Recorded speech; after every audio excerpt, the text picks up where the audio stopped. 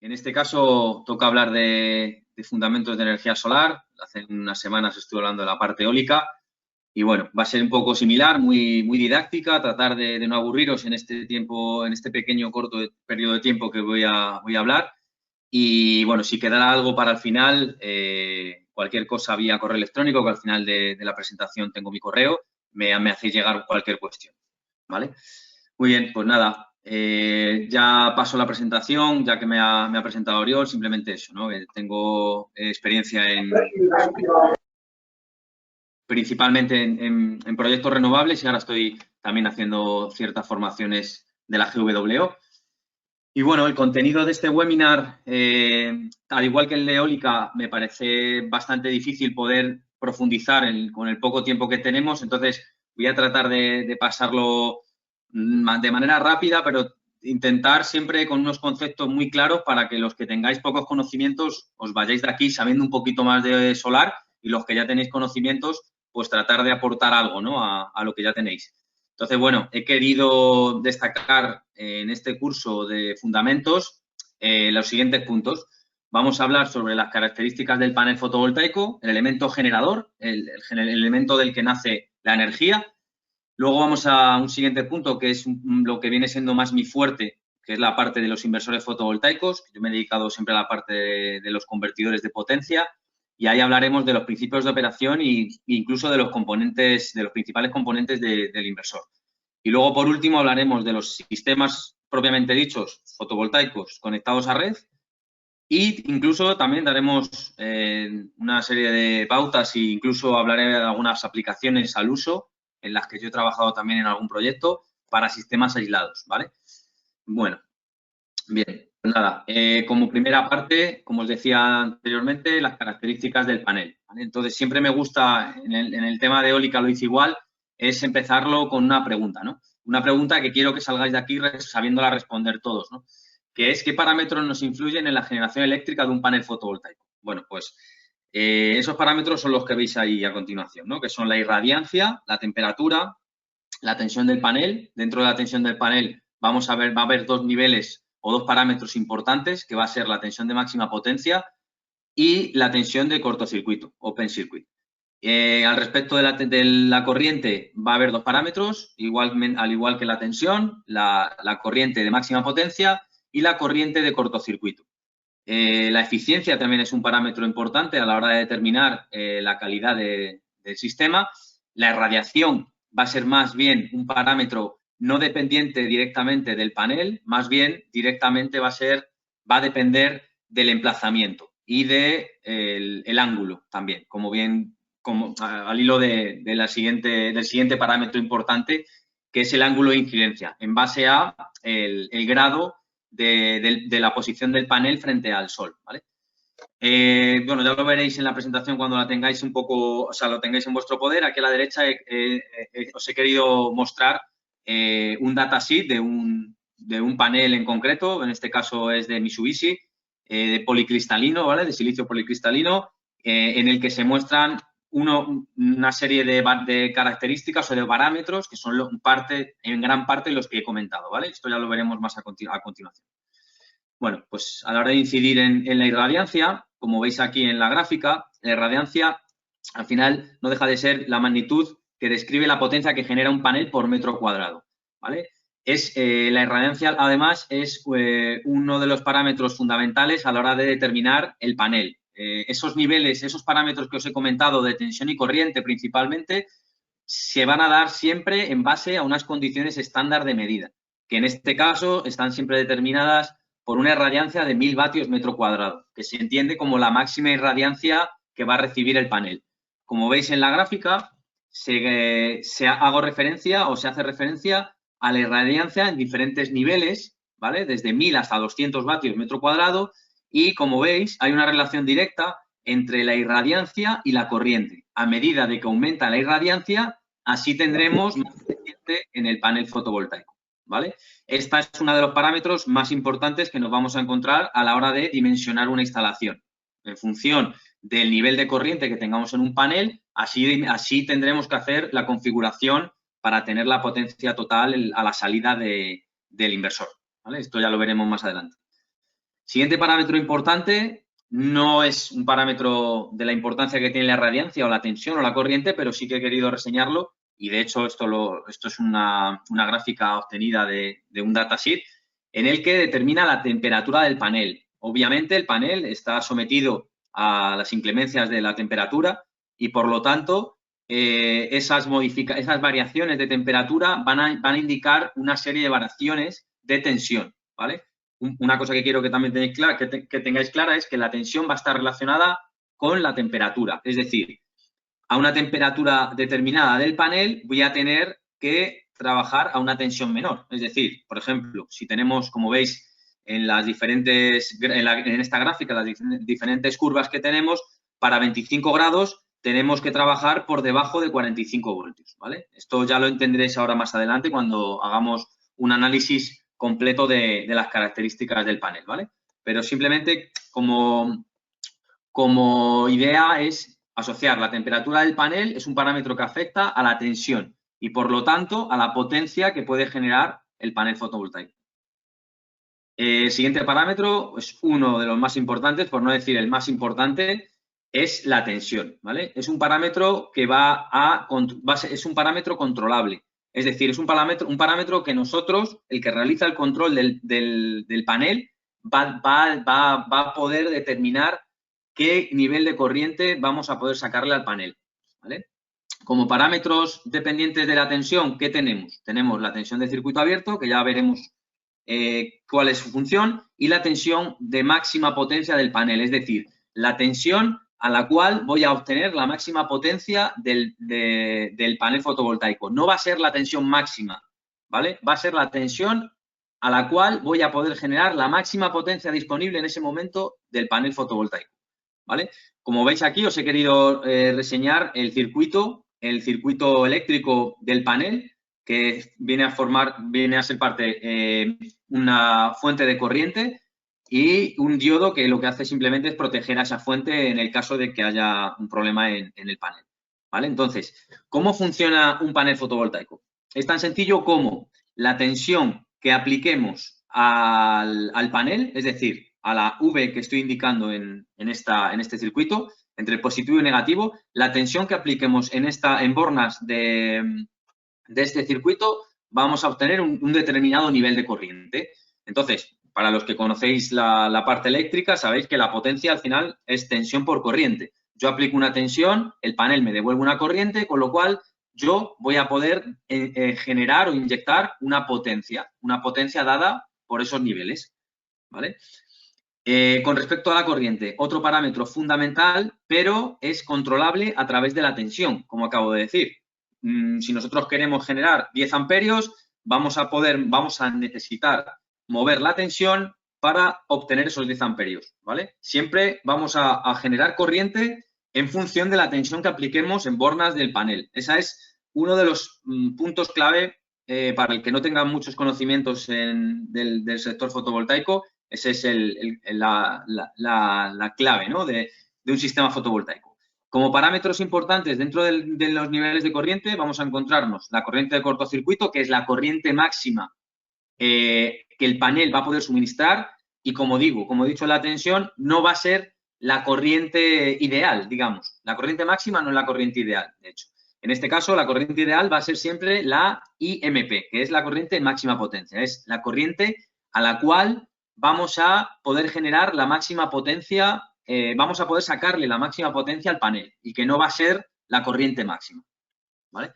Esta para mí va a ser la transparencia de este webinar, ¿vale? Que podáis entender esta gráfica, esta curva VI que va a determinar la característica del panel. Y como veis, asociada a esta misma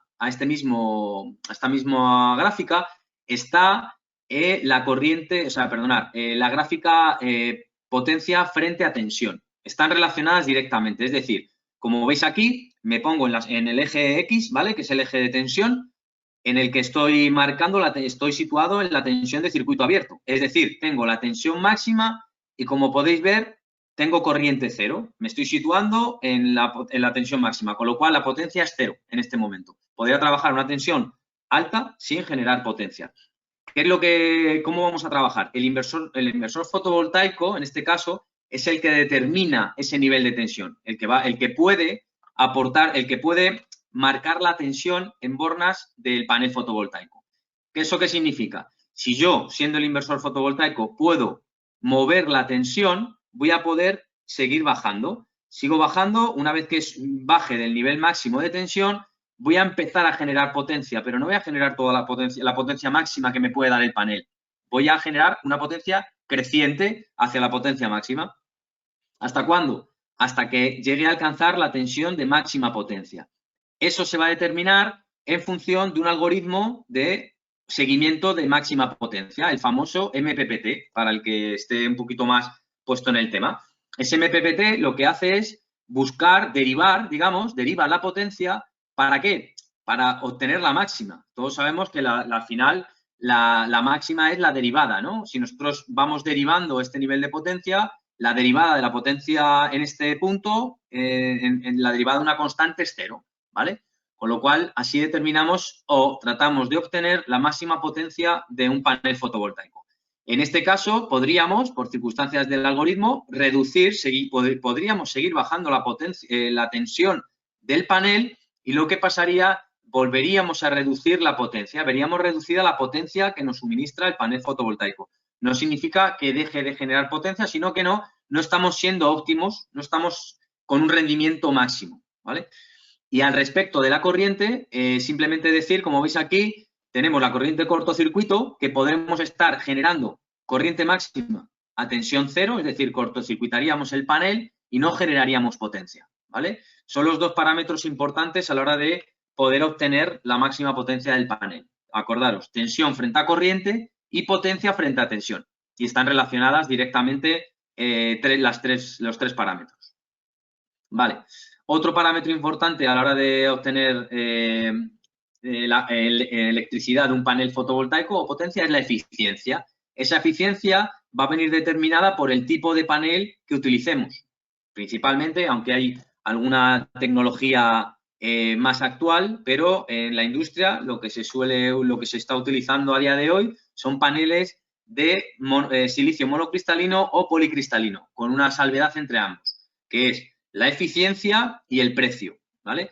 En eso ya es cuestión de gustos, cuestión de encajes en el proyecto, que se vaya a una determinada característica u a otra, ¿vale?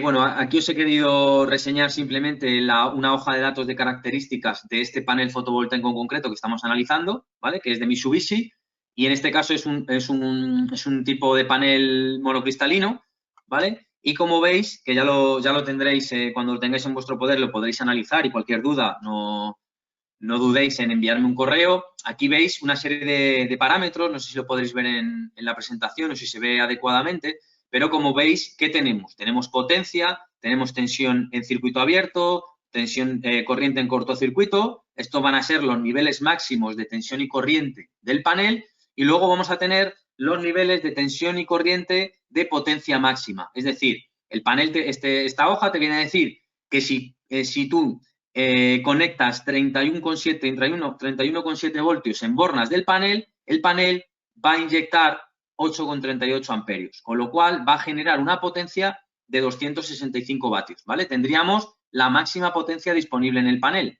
que eso va a ser siempre determinado en función de la irradiancia que reciba el panel, que siempre estos valores, como he dicho al principio, están relacionados o probados bajo condiciones estándar de medida, que son 1000 vatios metro cuadrado, ¿vale? Mira, la siguiente gráfica viene a ser al hilo de lo que estábamos comentando, es simplemente la gráfica corriente frente a tensión y potencia frente a tensión. Y aquí lo que determina es, en función del nivel de irradiancia, vamos a estar trabajando en una gráfica o en otra. Es decir, para niveles para irradiancias de 1000 vatios metro cuadrado, vamos a poder estar obteniendo una potencia determinada, ¿vale? Para ese mismo nivel de tensión vamos a tener diferentes niveles de potencia en función de la irradiancia que reciba el panel. Para ese mismo nivel de tensión, como veis aquí, para este nivel, por ejemplo, de 30 voltios, pues tendremos un determinado nivel de potencia para una irradiancia de 200 vatios o un determinado nivel de potencia superior para irradiancias de 1000 vatios metro cuadrado, ¿vale? Y todo esto, repito, que está siempre, son condicionantes en base a unos niveles de funcionamiento. En este caso, como te dice aquí, a una temperatura de 25 grados, ¿vale? Es un ideal. Luego hay una serie de tablas para buscar el óptimo en función de la temperatura de funcionamiento. Vale, aquí os he querido simplemente reseñar las dimensiones de un panel dado, ¿vale? 1000 por 1600, solo para que veáis un poco el orden de magnitud de un panel de 260 vatios. Otro parámetro muy importante, ya no es tan dependiente del panel, pero lo he querido, como veis aquí, la pregunta al final es ¿qué parámetros nos influyen en la generación eléctrica de un panel fotovoltaico? ¿Vale? Entonces, ¿qué parámetros nos influyen también? La irradiación. No es tan dependiente de la irradiancia, indirectamente sí, obviamente, pero sí que importa el recurso solar, es decir, el emplazamiento en el que nos estemos situando. No es lo mismo la irradiación que podemos tener en Galicia que la irradiación que podemos tener en Sevilla, ¿vale? En base a esto, y gracias a diferentes sistemas de simulación, como puede ser PVGIS, que veréis ahora un ejemplo, son programas que en base a la latitud y la longitud y el ángulo de incidencia que se quiera poner, si es un ángulo fijo, porque el seguidor es un seguidor fijo o es un seguidor de ángulo variable, vamos a poder obtener el nivel de irradiación mensual óptimo, ¿vale? O adecuado, ¿vale? ¿Para qué? Para luego hacer el cálculo para saber qué potencia eléctrica le puedo sacar yo al panel en ese emplazamiento, para luego hacer los cálculos necesarios para ver si mi proyecto es viable o no técnico-económicamente en función del emplazamiento, ¿vale? Otro valor importante, como veis aquí, que os lo he querido reseñar en morado, es el ángulo de incidencia. Si podéis fijaros, espero que sí, en función del mes el ángulo cambia. Es decir, en verano el ángulo está cercano a cero, ¿vale? ¿Por qué? Porque el sol está más en perpendicular, podríamos decir, con lo cual el nivel adecuado es estar cercano a la horizontal, ¿no? Que el panel estuviese más cercano a 0 que a 90, ¿vale? Entonces, esto va a ser también función del algoritmo de seguimiento del panel, ¿vale? De los seguidores solares son los que van a hacer este seguimiento, ¿vale? Sí que es verdad que hay emplazamientos por economizar en los que se instalan superficies fijas, ¿vale? Con lo cual tienes que buscar el ángulo óptimo, es decir, ¿qué vamos a hacer? Vamos a tratar de trabajar sobre un ángulo cercano a 10 grados, podríamos decir entre 10 y 20 grados, para aprovechar al máximo la energía en verano, ¿vale? Que es donde vamos a tener la máxima potencia, ¿vale? Sería determinante, es muy determinante el ángulo. Vale, y ya por último, os he querido poner un ejemplo aquí, que es un proyecto en el que estuve trabajando, como en base a sistemas de simulación, como puede ser PVGIS, obtenemos, dando con unos parámetros de longitud y latitud dados, y en función de la tecnología del panel utilizada y de la potencia instalada, o que queramos instalar, te va a determinar la energía que vamos a poder obtener en ese emplazamiento. Y lo interesante viene aquí. Lo interesante está en este resultado que te da el propio programa. Te va determinando la energía mensual estimada en función de un rango de años, porque estos son valores que se han ido obteniendo en base a estaciones meteorológicas, y te va a dar un estimado de la energía mensual en ese emplazamiento en concreto. ¿Y ya para qué? Para tú poder determinar si con en ese espacio vamos a poder obtener la energía que queremos, ¿no? Bien. Vale. Otra cosa importante que también nos va a determinar la generación eléctrica es el número de paneles que vamos a poner. Como veis aquí, es una asociación de conjunto de paneles, un sistema fotovoltaico. Pasamos de la célula al módulo, del módulo a los paneles y de los paneles a los arrays, ¿vale? Los arrays son la asociación de paneles en serie en paralelo para obtener el nivel de potencia adecuado, ¿vale? ¿Cómo se hace esto? Pues se hace de esta manera.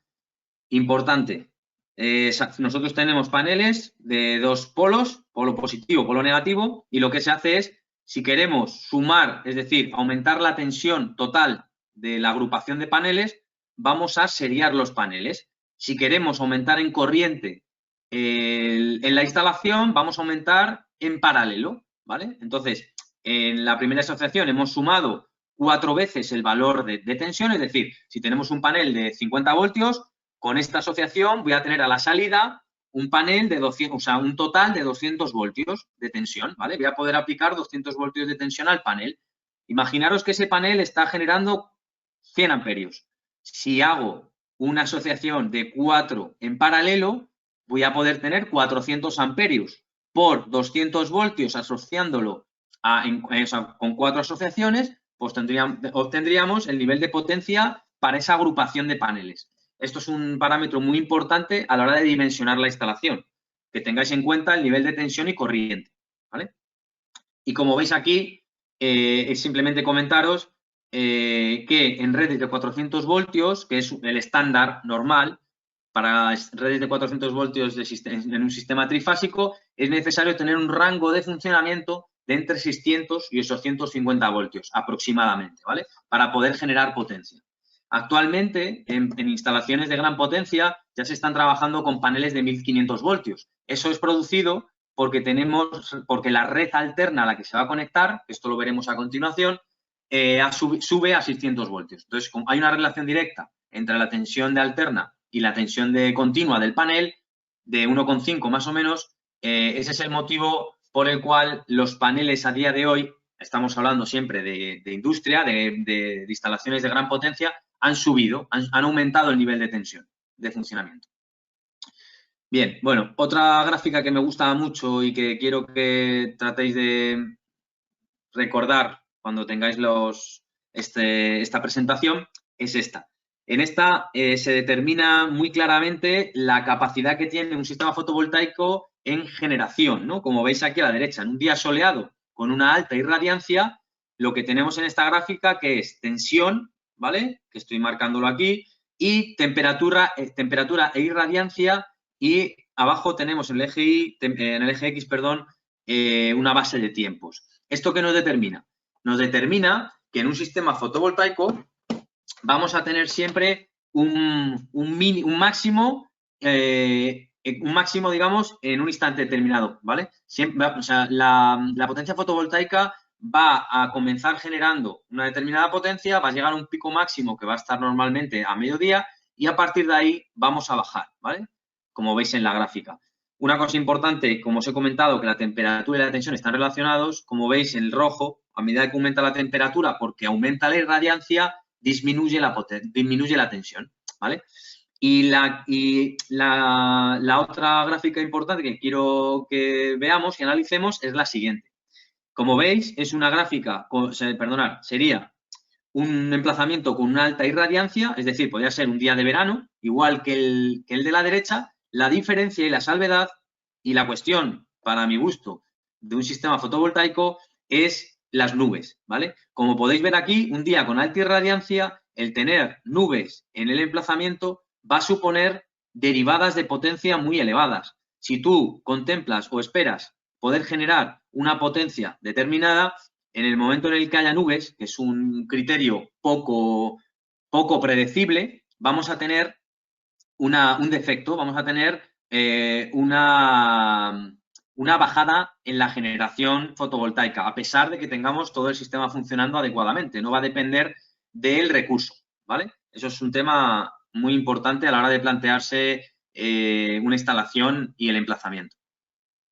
Muy bien. Luego, ya por último, para que vieseis a la hora de analizar gráficas, os he querido mostrar un día nublado con baja irradiancia. Como veis aquí, tenemos una potencia muy baja, porque la irradiancia va a estar ligada a la potencia, sobre todo lo que he querido reseñar aquí es cómo oscila la tensión. Como veis aquí en negro, oscila la tensión en base a la búsqueda del punto de máxima potencia. El convertidor, el inversor solar, está oscilando, intentando obtener la máxima potencia. Tiene que bajar la tensión para poder dar la máxima potencia. Muy bien, el siguiente punto, vamos a hablar sobre los inversores fotovoltaicos, principios de operación. Básicamente, un inversor solar es un convertidor de continua alterna, ¿vale? Coge la energía continua del panel y la transforma en alterna de conexión a red, o de salida a red, o si es un sistema aislado, sería de alimentación de alterna, ¿vale? El inversor solar siempre utiliza el punto de máxima potencia. Siempre va a estar intentando obtener del panel la máxima potencia, con ese algoritmo de derivadas, ¿vale? Siempre va a intentar obtener la máxima potencia. Otra cosa importante, el inversor solar, para los que estuvisteis en la parte eólica, se va a poder controlar la potencia activa y reactiva, ¿vale? En función de unas consignas que el propio inversor pudiera dar. ¿Eso cómo lo haríamos? Saldríamos de ese punto de máxima potencia y nos dedicaríamos a mover la tensión a gusto del algoritmo para poder limitar esa potencia por determinadas circunstancias del sistema. Para sistemas de conexión a red, el inversor hace la sincronización con la red, se conecta a la red para poder evacuar potencia. Tiene una serie de protecciones y, en definitiva, el inversor solar se utiliza para diferentes aplicaciones junto con sistemas de almacenamiento, ahorro de combustible, que como veremos más adelante. Esto es un inversor, como veis aquí. Tenemos la red eléctrica, tenemos el panel fotovoltaico o los paneles, la agrupación de paneles, un sistema generador fotovoltaico y en medio, entre la red y el sistema fotovoltaico, tenemos un convertidor, un inversor solar, que se conecta a la red eléctrica a través de una inductancia, normalmente, de un filtro, ¿vale? Esta tensión Vmod que muestro aquí es la que va a determinar la capacidad que va a tener el sistema de evacuar potencia. ¿Cómo lo vamos a hacer? A través de estos convertidores, ¿vale? ¿Qué es lo que vamos a poder conseguir? Contra más tensión, cuanto más tensión tengamos en la parte de continua, así podremos generar una tensión mayor o menor con respecto a la tensión de la red. Como os comentaba en el webinar pasado, esto es necesario para poder controlar la potencia activa y la potencia reactiva, ¿vale? Recordar, tenemos que tener una tensión de panel alta para poder evacuar potencia a la red, ¿vale? Esa relación, ¿cuál va a ser? Un matiz importante. Como veis aquí, para generar la tensión alterna, se debe de tener en el bus de continua una tensión al menos 1,5 veces la tensión eficaz de línea. ¿Para qué? Para poder generar esta senoidal. Si nosotros no tuviésemos tanta capacidad en el bus de continua conectada a los paneles, es decir, no hay irradiancia, no hay capacidad de generar, no vamos a poder tener la potencia adecuada, ¿vale? El inversor solar al final lo que hace es chopear con electrónica de potencia la tensión del panel emulando una tensión alterna, emulando la tensión de red, como veis aquí, ¿vale? Una vez que con la tensión del panel puedes generar potencia, lo único que hay que hacer es, en base al algoritmo de máxima potencia, inyectar dicha potencia a red. ¿Vale? Siento no poder explicar esto muy a fondo, pero con el tiempo que tenemos es difícil. A continuación os he puesto aquí un ejemplo de un inversor solar, ¿vale? Es un inversor de alta potencia, es un inversor de 300 kilovatios, en el que, como veis aquí, tenemos la electrónica de potencia, que es lo que os estaba comentando anteriormente, ¿vale? Está compuesta de IGBTs principalmente, son elementos de alta frecuencia que conmutan esa tensión a muy alta frecuencia. Y luego, ¿qué tenemos? Tenemos sistemas que realizan la automatización del proceso, ¿vale? Tenemos pantallas táctiles para poder, el operador que se pueda conectar y poder parametrizar el convertidor o el inversor. Tenemos un sistema de alimentación ininterrumpida como es una UPS. Tenemos diferentes transductores de tensión para poder medir la tensión de la red. Tenemos el filtro a través del cual nos vamos a conectar a la red. Tenemos extractores de aire para poder evacuar todo el calor que se genera en pérdidas por la cantidad de potencia que va a fluir por el convertidor, ¿vale? Tenéis aquí diferentes visuales del convertidor, aquí diferentes componentes importantes en la parte de continua, como son resistencias de precargas, una serie de sensores de medida y demás. Diferentes, el filtro, que es a través del cual nos vamos a conectar a la red. Aquí os he querido reseñar las diferentes características importantes de un inversor, ¿vale? En el lado de continua, importantísimo, el rango de tensión de máxima potencia, ¿vale? El rango sobre el cual el inversor va a trabajar. Ese rango, en este caso, pues va a oscilar entre 800 y 1200, o entre 650 o 850. Siempre tenéis que tener claro que el inversor no trabaja una tensión continua constante. El inversor trabaja de manera variable, ¿vale? Va oscilando buscando siempre el punto de máxima potencia, ¿vale? Importante también el número de entradas. ¿Por qué? Porque esto lo va a determinar el número de arrays de paneles que vamos a tener, ¿vale? Y luego, con respecto al lado de alterna, muy importante saber qué tensión de trabajo vamos a tener de alterna. Normalmente estamos hablando en fotovoltaica entre 400 y 580 voltios, más o menos, de alterna. La máxima tensión, la frecuencia, que vamos a estar oscilando entre 50 y 60 hercios, esto sí que va a ser fijo, la va a determinar la red eléctrica a la que se conecte. Un tema importante también es la distorsión armónica. A la hora de, al realizar conmutaciones de alta frecuencia, vamos a generar perturbaciones y por consiguiente se va a generar distorsión armónica, ¿vale? Y el elemento más importante a la hora de hablar de un inversor es la eficiencia. Es lo que te va a determinar las pérdidas con respecto a la potencia que genera un panel, ¿vale? Normalmente un inversor certificado está oscilando entre 98 y 99%, ¿vale? A medida de que aumenta la potencia al 100%, suele tener una pérdida un poquito menos, ¿vale? Una pérdida mayor, perdón.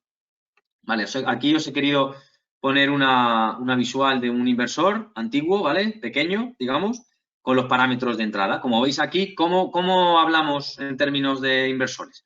Pues lo que se habla siempre es de potencia pico. En este caso, un inversor fotovoltaico de 120 kilovatios pico. ¿Por qué pico? Acordaros lo que hemos visto en gráficas anteriores, esa campana que es la forma de onda que tiene un panel, ¿vale? Por eso el 120 kilovatios pico sería la potencia máxima que es capaz de suministrar el inversor a través del panel, ¿vale? No significa que sea la máxima continua, ¿vale?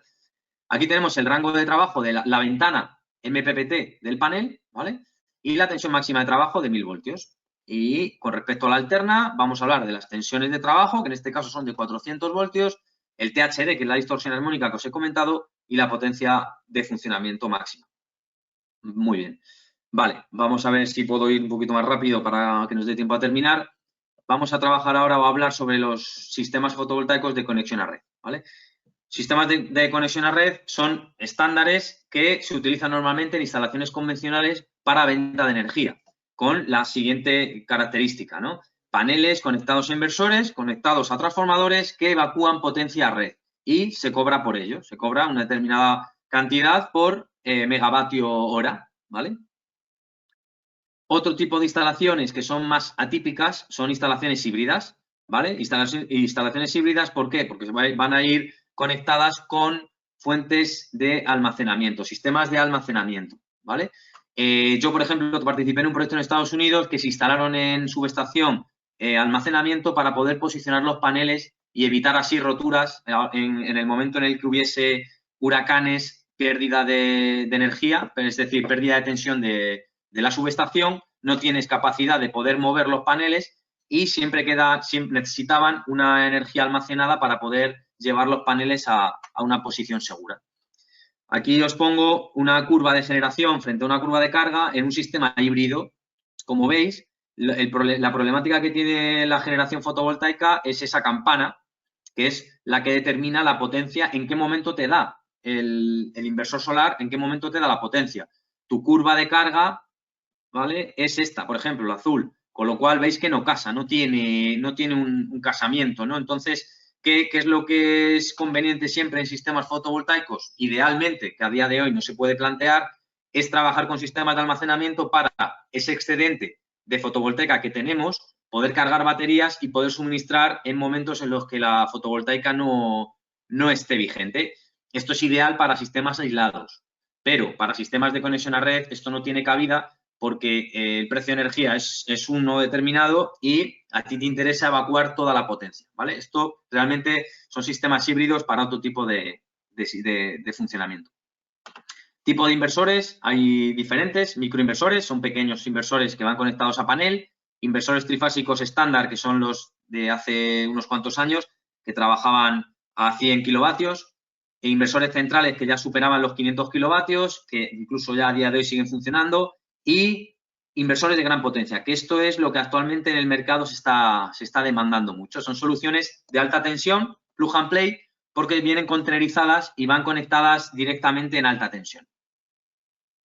Aquí veis una imagen de los diferentes equipos, ¿vale? De las diferentes topologías, inversor de string, inversor central y me quiero centrar en el inversor outdoor. El inversor outdoor o el inverter station, outdoor o indoor, ¿vale?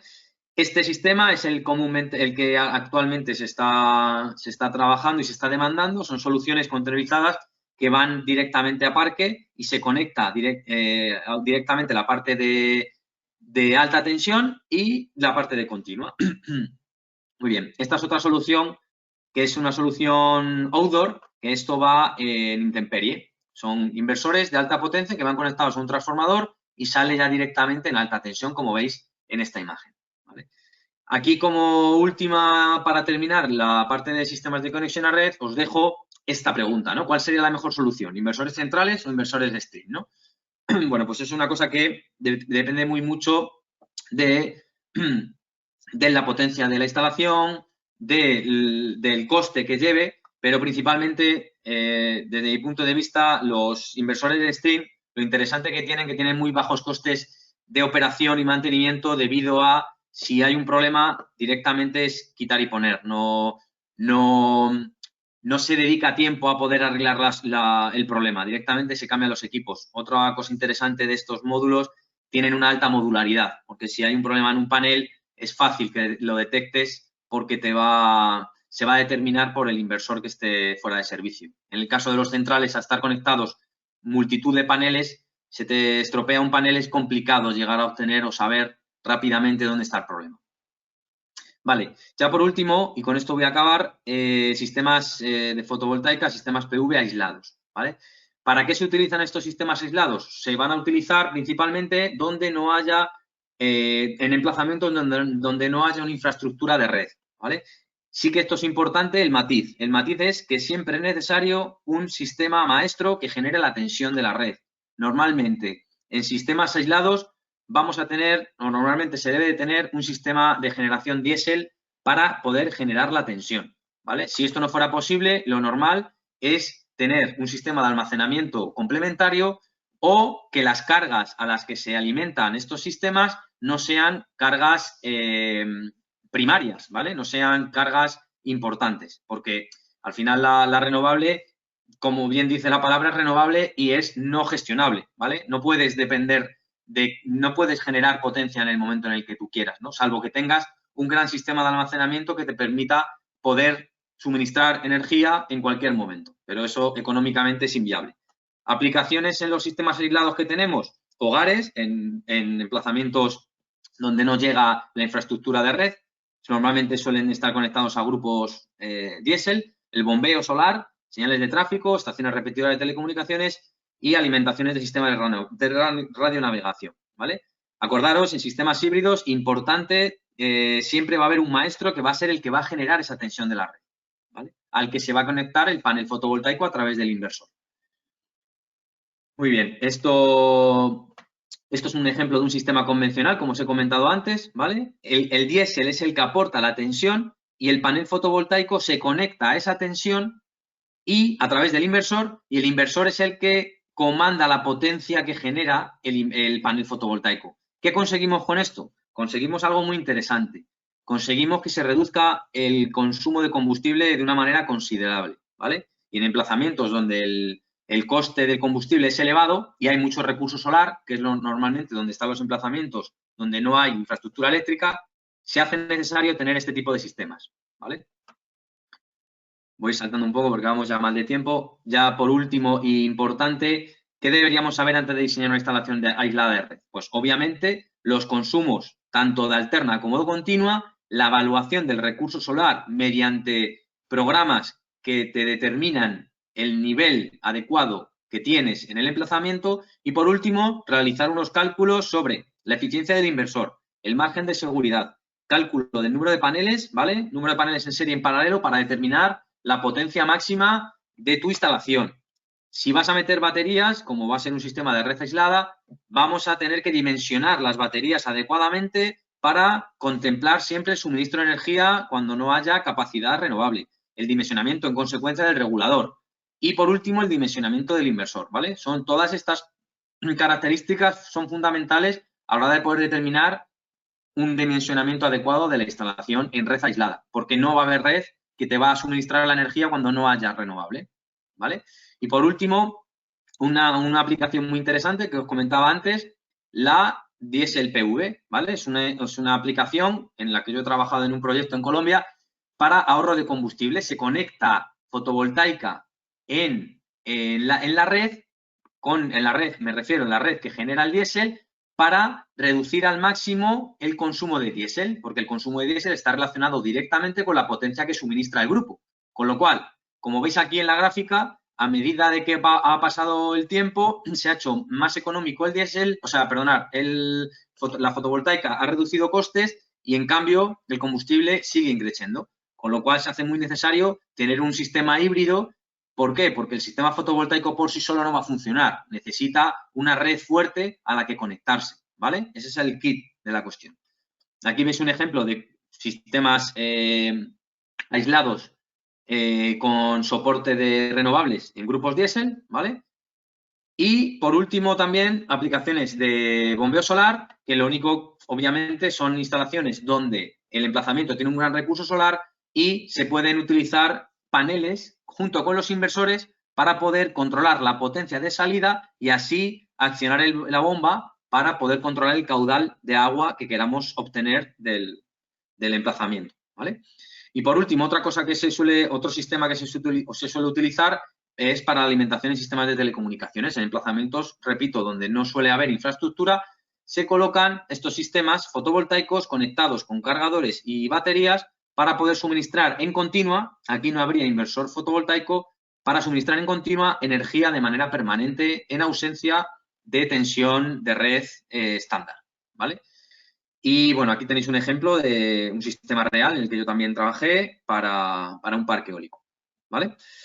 Bueno, agradeceros escucharme y, bueno, creo que me pasa un poco de la hora y, como os decía, es bastante difícil intentar abarcar todo en este poco, pero, bueno, he querido reseñarlo debido a que sí que vamos a hacer un curso de renovables y quería intentar trasladaros ese contenido y, bueno, cualquier cosa estoy a vuestra disposición.